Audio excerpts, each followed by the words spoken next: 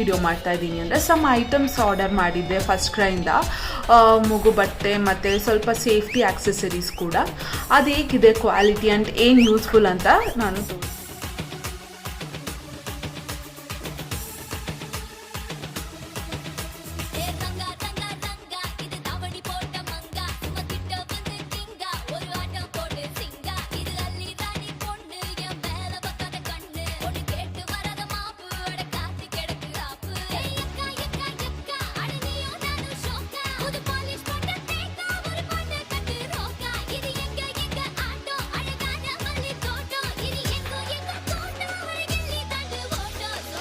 ನನ್ನ ಮಗು ಮಂಡಿಗಾಲಲ್ಲಿ ನಡೆಯೋಕ್ಕೆ ಶುರು ಮಾಡಿದ್ದೇ ತಡ. ಮನೆ ಫುಲ್ಲು ಎಕ್ಸ್ಪ್ಲೋರ್ ಮಾಡೋಕ್ಕೆ ಶುರು ಮಾಡ್ದೆ. ತುಂಟಾಟ ಜಾಸ್ತಿನೇ ಆಯಿತು.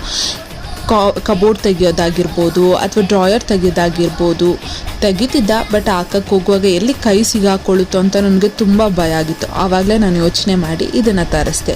ಇದು ಬಂದು ಕ್ಯಾಬಿನೆಟ್ ಲಾಕರ್ ಅಂತ. ಇದನ್ನು ನೀವು ಬರೀ ನಿಮ್ಮ ಕಬೋರ್ಡಿಗೆ ಮಾತ್ರ ಅಲ್ಲ, ಸ್ಟಡಿ ಟೇಬಲ್ ಡ್ರಾಯರ್ಸ್ಗಾಗಿರ್ಬೋದು ಅಥವಾ ಡ್ರೆಸ್ಸಿಂಗ್ ಟೇಬಲ್ ಡ್ರಾಯರ್ಸ್ಗಾಗಿರ್ಬೋದು ನೀವು ಫಿಕ್ಸ್ ಮಾಡ್ಬೋದು. ತುಂಬ ಈಸಿ ಕೂಡ ಫಿಕ್ಸ್ ಮಾಡೋಕ್ಕೆ, ಆ್ಯಂಡ್ ನಾವು ಕೂಡ ಈಸಿಯಾಗಿ ರಿಮೂವ್ ಮಾಡ್ಕೋಬೋದು. ಬಟ್ ಮಕ್ಕಳಿಗೆ ಸ್ವಲ್ಪ ಕಷ್ಟ ಆಗುತ್ತೆ. ಅವ್ರ ತುಂಟಾಟ ಅಂತೂ ನಾವು ನಿಲ್ಸೋಕ್ಕಾಗಲ್ಲ. ಬಟ್ ನಾವೇ ಏನಾದರೂ ಎಕ್ಸ್ಟ್ರಾ ಸೇಫ್ಟಿ ತೊಗೊಂಡು ಈ ಥರ ಮಾಡಬೇಕು.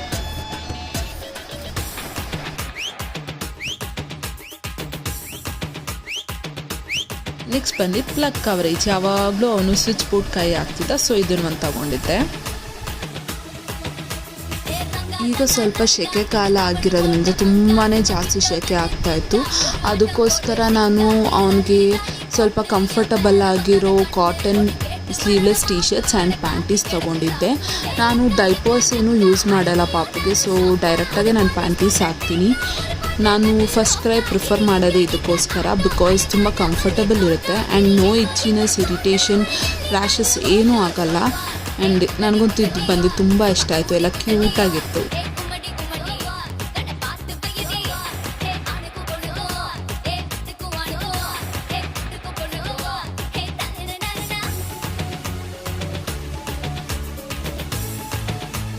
For watching my video.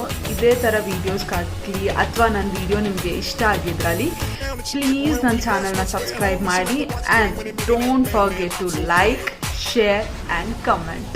Thank you so much.